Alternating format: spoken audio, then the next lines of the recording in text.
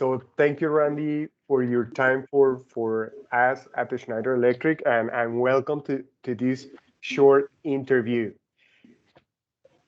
Very much. I wanted to start this interview by asking asking you the favor to introduce yourself. Okay. First of all, thank you for the opportunity. Thank you for the chance to be here. So it's very exciting for us to be part of this interview. My name is Randy Allen Bent. I'm the CEO of the electric company of San Andrews, Providence, and Catalina, or what is named in Spanish, Empresa Energía de San Andrés, Providencia y Santa Catalina. Okay, thank you very much. So tell us something about your company. Tell us about the location, about amount of customers. Tell us something about it. Okay. The electric company of San Andrews, Providence, and Catalina, we go by our short name, which is EEDAS. So we are a company that located in the island or archipelago of San Andres, Providencia, and Catalina, which belongs to the Colombian Republic. We are located in the Caribbean Sea, in front of the Nicaraguan coast, and in basically you could say in Central America. It's in front of the Central American coast. As I said, we are three islands, three large islands, different territory, different space, with a major island, which is San Andres, a medium island, which is Providence, and a small island with a hub of like 1.7 kilometers, which is Catalina or Santa Catalina. In these three islands, we have approximately 125,000 inhabitants permanent, moving to the islands. But we receive something like 1.2 million or 1.3 million tourists during a period of 1 year. Well, recently with the pandemic situation in 2020, we get affected through the situation, and we receive something like 120,000 tourists in the islands. What else can I say? Well, basically, our public services and electric service basically is work with biodiesel. We use diesel to generate energy, and 99.9% of our electric energy is based on diesel. We have a coverage in the three islands of 100%. Okay. Total coverage. So everybody has energy. Everybody Has energy. The only thing is available is only diesel power. Exactly. That's it. Okay. That's our situation. Recently, among our things that put us on the map, if you can say that kind of way, was ETA and IOTA, which have had an occurrence during November 2020, one after the other. Providence and Catalina was the one that get the big effect of IOTA. San Andreas get a lot of situation with ETA, but it wasn't in San Andreas, it wasn't something great that we could say that create a big damage. In Providence and Catalina, there was total devastation. Thank God, the population there, they only had like 3 deaths. Out of a population like is 8,000 people, those 3 deaths. So we could say the Lord put his hand here, because we're talking about a 4-degree or a 5-degree hurricane, which is what IOTA. All the infrastructure and the services was damaged and erased of the soil of the island. So it was huge. Yeah, and yes, I am aware of that. But for the ones that we are presenting this, the hurricane happens almost 1 year ago. Well, we could say we are in July at this moment, so it's something like 8 months, 7 months to 8 months. 8 months. We're talking about November, the end of November. So we're talking like December till July. It's something like 7 to 8 months approximately. Okay. And during let's say the days after the hurricane, or even during the hurricane, how was the situation of EEDAS? You guys, you keep the lights on, you reduce generation to save fuel. How did you manage that difficult situation? Okay, well, in San Andres, what we had to do was interrupt the service at the moment when the hurricane get into the top part of the island, which was very near. We're talking about like 130, 135 kilometers away from San Andres. We had to reduce the service of energy. We had to cut it off in certain moments in San Andres. In Providence, it was like 90 to 80 kilometers off. So it was very near. So immediately we had to cut the service. We had to take away this no service. No service. And it took like, we're speaking about like 15 days to get it back online in Providence. In San Andres, the 80% of the service went back on like the third day or the fourth day after the hurricane. But in Providence and Catalina, we took like 15 days to 20 days to get 2 weeks. 2 to 3 weeks. So we get more clear, 2 to 3 weeks that we had to get back on online like the 20% to the 30% of the service. And then it took us like 2 months to get back like the 90% of the service, where we are the point that we are now. Because being the situation of Providence, the geographic toponymic of Providence, the way of construct of Providence is that it's mountain. You know, so to get to the whole covering, we have a little situation, you know, that we have to work on, and we're trying to work it out. So we are like 90% recover from in the public service line with Providence. The other 10% is like on the mountain part. I have difficulties to get to it, but we're working on it. The very isolated parts. Okay, clear. And okay, of course, I know that the project, because of the, I would say, beauty of the islands, it has been very mediatic project, right? And I think because of the empathy of the country with the crisis, no, it has been a very mediatic project. And from outside Colombia, we can see that this is kind of like an opportunity to make an interesting project doing something with renewables and help with the decarbonization of the island. Do you, in the islands, do you have a plan for decarbonization or an ambition for decarbonization? Yeah. What we're trying to do on our framework, our plans to looking forward to the islands, the development of the islands in electric manners, is try to decarbonize the islands the more we can. We even, being that San Andres and Providence and Catalina is considered our biosphere reserve by the ONU. We were declared a biosphere reserve by the name of Sea Flower in 1995.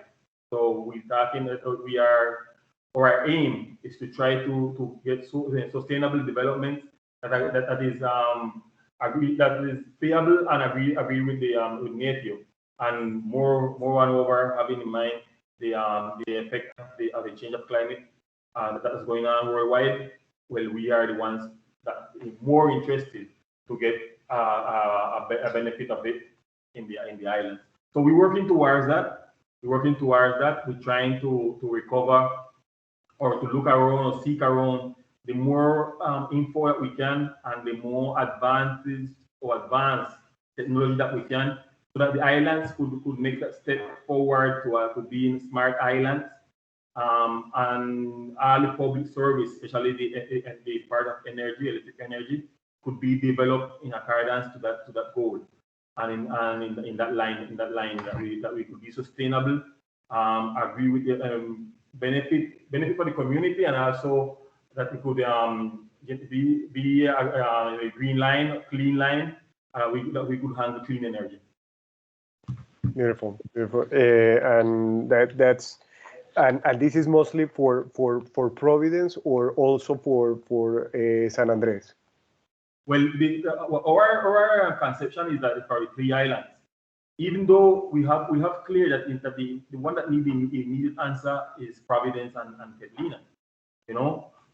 So our focus at this moment is in Providence and Catalina, but nevertheless that don't mean that we can work it out for San Andres. Being San Andres is the biggest one of the 3 islands. Mm. So talking about that specific situation in Providence, do you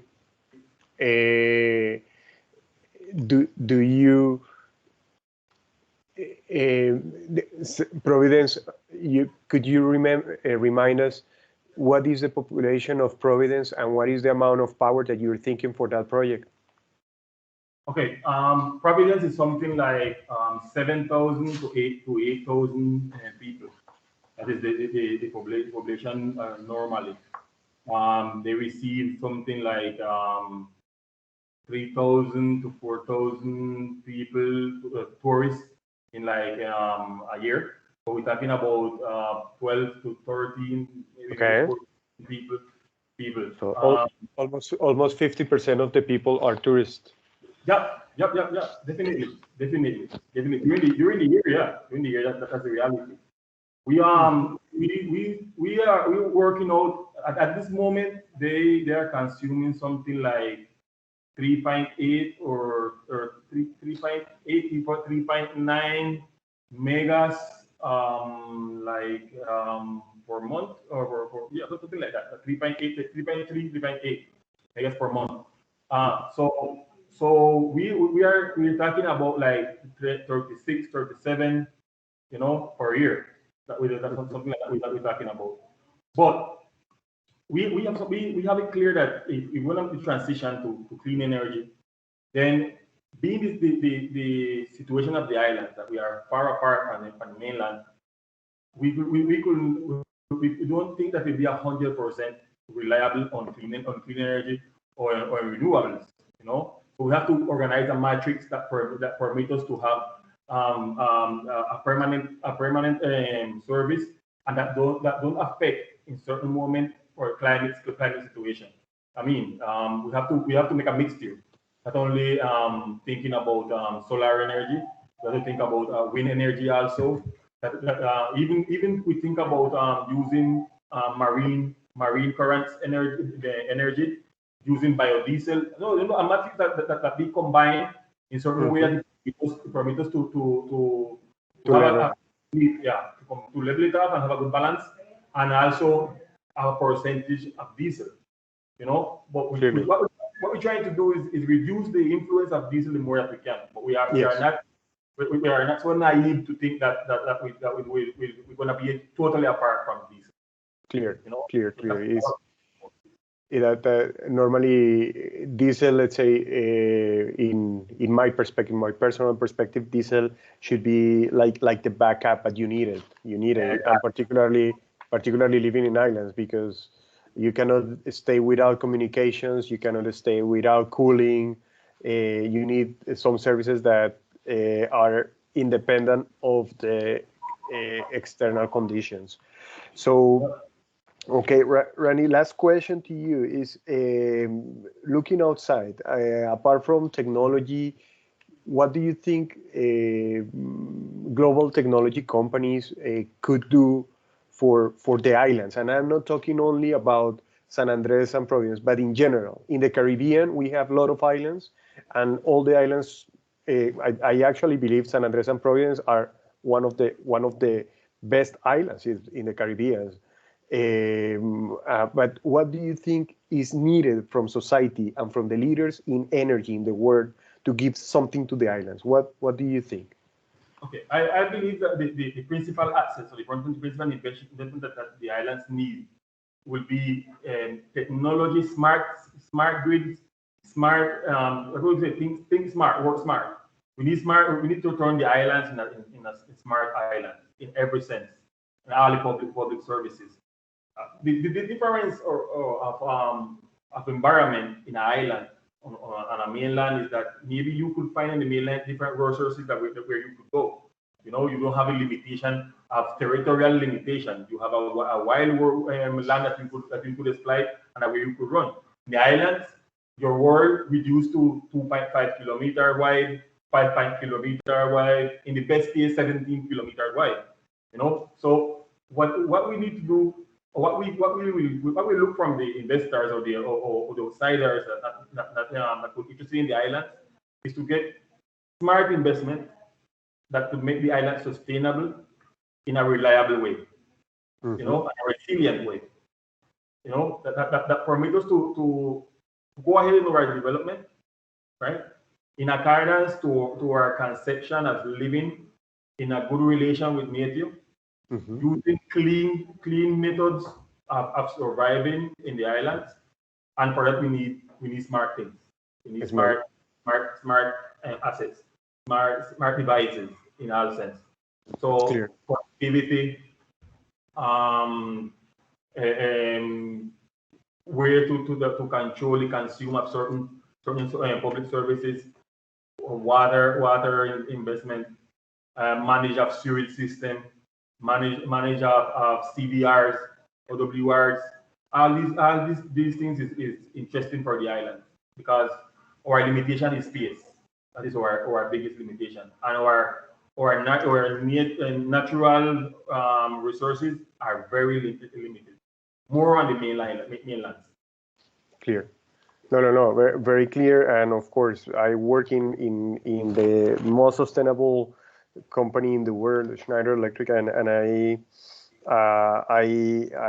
understand you perfectly, and this is something that we promote everywhere is how to use technology to be more sustainable.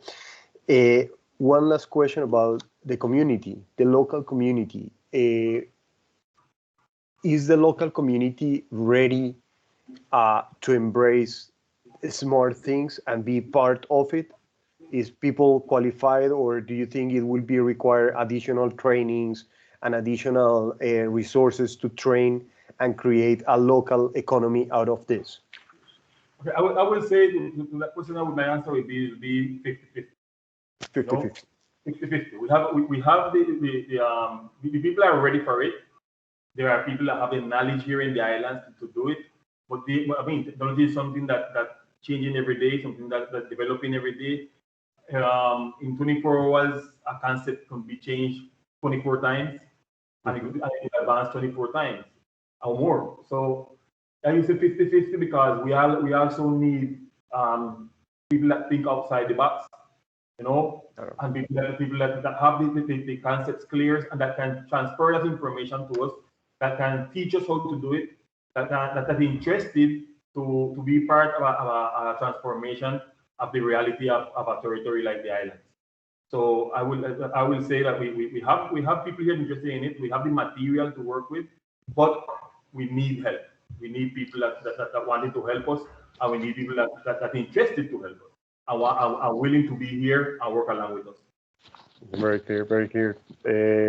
Randy, thank you very much and for your time, and congratulations for your good work leading the very challenging job of the utility of San Andrés and Providencia and Santa Catalina. And thank you for your time for this interview for Schneider. This will be very important for ourselves to better understand your needs. Thank you for the opportunity once again, and we are here. We are the more interested one to be part of whatever can be done to enlighten and to better our way of living in the island. So thank you. Thank you very much. Thank you. Déjame acabar Ay, perdón. ¿Cómo hago para parar de grabar? Espera. Paro de grabar aquí. A ver. Stop recording. Stop recording. Vale. Stop recording.